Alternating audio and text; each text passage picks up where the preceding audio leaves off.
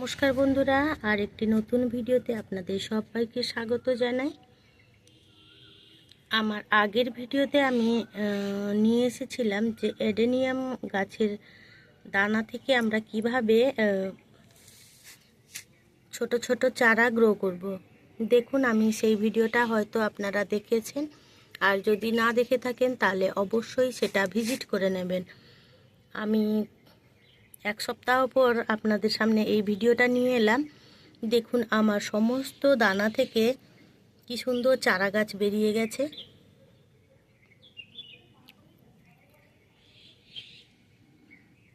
এই গাছগুলোকে আমি সারাদিনে 2 থেকে 3 ঘন্টা মতন রোদে রাখি, তারপরে আবার ছায়াতে তুলে দিই। তো দেখুন, আর জল একদিন ছাড়া একদিন স্প্রে করি, অর্থাৎ আমাদের মাটিটা যখন শুকনো শুকনো হবে তখন একটু জল স্প্রে করে দিতে হবে। আমার সমস্ত বীজ থেকে দেখুন কি সুন্দর দানা, মানে দানা থেকে চারা কত সুন্দর বেরিয়ে গেছে। প্রত্যেকটা দানা থেকে আমার চারা গ্রো হয়ে গেছে।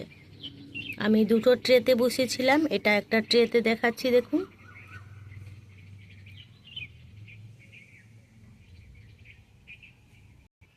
দেখুন প্রত্যেকটা গাছ আমার কি সুন্দর ছোট ছোট দুটো করে পাতা হয়ে বেরিয়ে এসেছে। প্রত্যেকটা দানা আমার দানা থেকে চারা হয়েছে। এবারে এই চারা গাছ থেকে আমি কিভাবে মানে বড় বড় করব সেটা আবার নেক্সট ভিডিওতে নিয়ে আসব। তো বন্ধুরা, সঙ্গে থাকুন, পাশে থাকুন।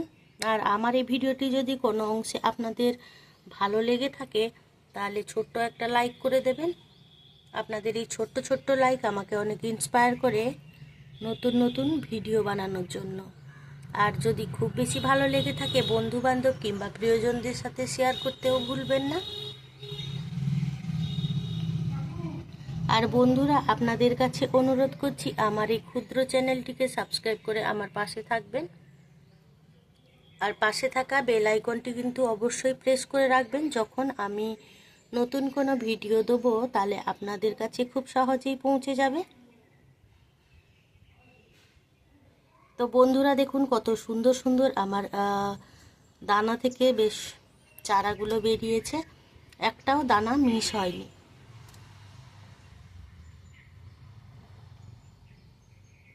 তো বন্ধুরা, আজকে এই পর্যন্ত। আপনারা ভালো থাকুন, সুস্থ থাকুন।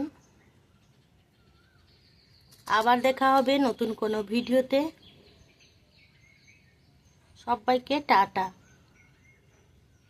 এই ছোট ছোট চারা গাছগুলো আমাদের বড় আকারে ধারণ করবে, আর নেক্সট ভিডিওতে আমি নিয়ে আসবো এগুলোকে কিভাবে, কত বড় হলে আমি সেটাকে তুলে আমি আর কিভাবে এগুলোকে মানে অন্য পটে ট্রান্সফার করব সেটা আমি আপনাদের সামনে নিয়ে আসব।